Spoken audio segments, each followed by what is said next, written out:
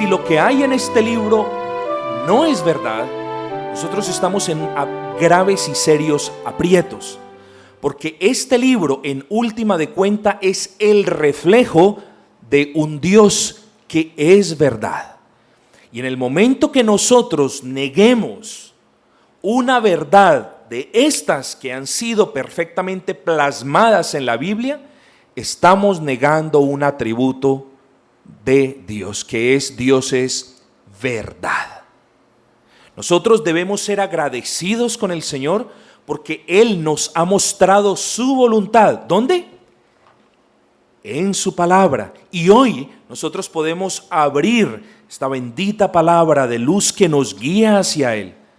Entonces, damos gracias al Señor porque comenzar por la palabra del Señor es clave, porque de sus verdades depende su vida y la mía. En otras palabras, si lo que hay escrito en este libro no es verdad, pues apague la luz y salgamos y comamos y bebamos, que mañana moriremos, no hay de qué preocuparnos. Pero es verdad, y es muy importante nosotros tengamos en cuenta cuáles son los atributos o las características o los distintivos de lo que nosotros llamamos la palabra de Dios. Es supremamente importante. Pero ¿qué es la palabra del Señor entonces? Recordemos que Dios es un Dios personal, es decir, que se puede conocer. Y esto es muy importante, porque hay teólogos que dicen que Dios no se puede conocer, que Dios, como es infinito, el hombre no puede captar las verdades de Dios. De verdad, y se llaman cristianos. Dios es un Dios que nos dice en la palabra quién es Él, quiénes somos nosotros, quién es Cristo, por qué necesitamos de Cristo. Dios nos dice todas esas cosas en la palabra. Por eso para nosotros la palabra del Señor es una doctrina fundamental. Ponga zancadilla a la doctrina de la palabra del Señor y el cristianismo se viene a pique. Niegue los atributos de la palabra del Señor y el cristianismo se viene al suelo. En el momento que comencemos a ceder, en el momento que comencemos a conceder que hay errores en la palabra, en ese momento Dios no es un Dios digno de ser confiado. Mucho cuidado con esta afirmación. Si nosotros decimos que en alguna parte de la Biblia, de la palabra de Dios, hay error, si nosotros concedemos eso, la verdad es que ¿quién nos garantiza de que no haya error en otra parte? La verdad es que ¿quién nos garantiza de que Dios sea un Dios de verdad? Nosotros damos por sentado, presuponemos que todo, escúchenme bien hermanos, todo lo que hay aquí escrito es digno de ser tomado por una verdad absoluta. Lo que dice Dios acerca de Él, lo que dice Dios acerca de ti, lo que dice Dios acerca de Cristo, acerca del pecado, lo que dice Dios acerca de la iglesia, son verdades que permanecen para siempre. Cielo y tierra pasarán, pero la palabra del Señor jamás pasará. ¿Cómo entonces nos habla el Señor? Hoy en día tenemos este hermoso registro que es perfecto, es infalible, es claro, es necesario, tiene autoridad sobre nuestras vidas. Eso tenemos. Nosotros debemos apreciar entonces la palabra del Señor como la fuente única de información salvadora. No hay otra fuente de información salvadora. Usted puede confiar en la palabra del Señor. De hecho, usted debe confiar en la palabra del Señor. Y si quiero ser pedante, usted tiene. Y no nos gusta que nos hablen de que usted tiene, pero yo se lo digo, usted tiene que confiar en la palabra del Señor. Porque uno de los atributos de la palabra del Señor es su autoridad. Y escúchenme bien, yo no puedo decir como creyente que yo me someto a Cristo cuando estoy desechando una doctrina de la bendita palabra del Señor. No lo puedo hacer. Eso es una inconsistencia. Sí, yo soy cristiano, pero no, esa doctrina no la acepto. Por eso yo les insisto tanto en la congregación. Congregarse no es una sugerencia, congregarse es una orden del Señor. Entonces decimos, nos llamamos cristianos, pero estamos diciendo, no, eso de la congregación yo lo quito de lado. Amados, no podemos decir que estamos bajo la soberana mano del Señor. No podemos decir que Dios es mi Señor, que Dios es mi Rey, cuando su palabra no es autoridad sobre mi vida. Hay una correlación, tiene que haber una correlación entre mi relación con Dios y mi sometimiento a su bendita palabra.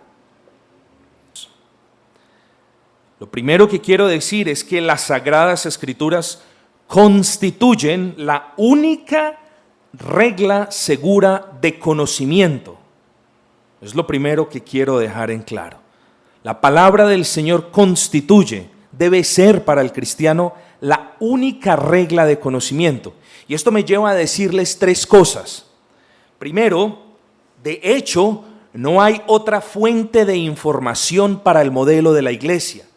Yo no puedo decir, yo soy el pastor de la iglesia y la iglesia debe ser de esta o de aquella manera basada en un folleto o basada en un libro que escribió el señor A o el pastor B o el ministro C. No lo puedo hacer. Entonces quiero que queden claro, no hay otra fuente de información para el modelo de la iglesia sino la Biblia. No hay otra fuente de información para la vida del creyente. Que hay un folletito muy hermoso que me enseña a vivir la vida. El señor Coelho escribió algo muy hermoso. No, no lo hay.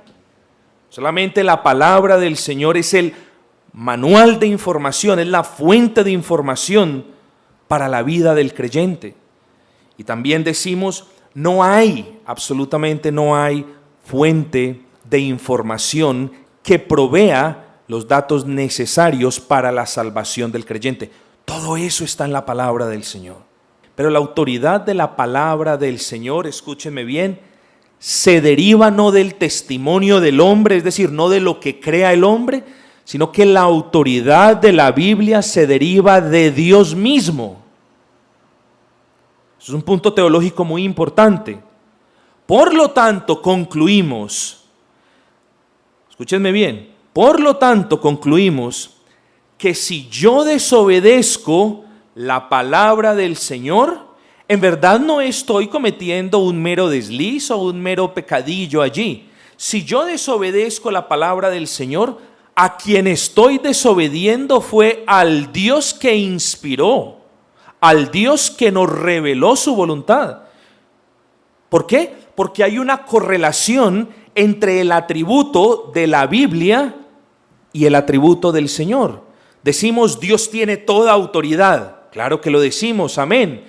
Y como Dios es toda autoridad, también su palabra se constituye en autoridad para nosotros. Decimos, Dios es verdad, amén, por supuesto. Y como Dios es verdad, su palabra se constituye en verdad para nosotros. En el momento en que yo desobedezca la voluntad del Señor en la palabra, estoy desobedeciendo a Dios mismo. Así que, solamente para darles un ejemplo, a manera de ejemplo que me beneficia mucho a mí darlo, cuando la palabra del Señor nos ordena a congregarnos o a no dejar de congregarnos como algunos tienen por costumbre, cuando yo leo esa frase y cuando yo digo, bueno, miren el razonamiento como debe ser cuando yo leo la palabra. Bueno, Dios me está hablando, me está dando una orden clara, una información que mi cerebro puede comprender. ¿Cuál es la información?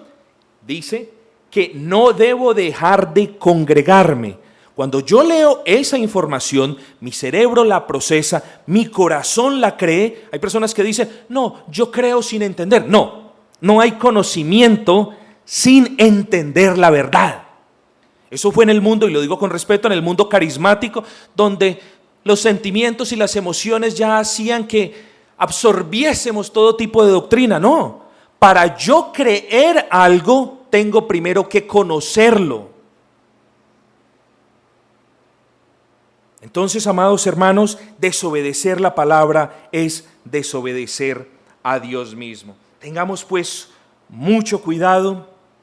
Al final la autoridad de la Biblia es inapelable. Si no estamos contentos con lo que dice la Biblia, adivinen qué. No hay una autoridad más grande para apelar. No tenemos.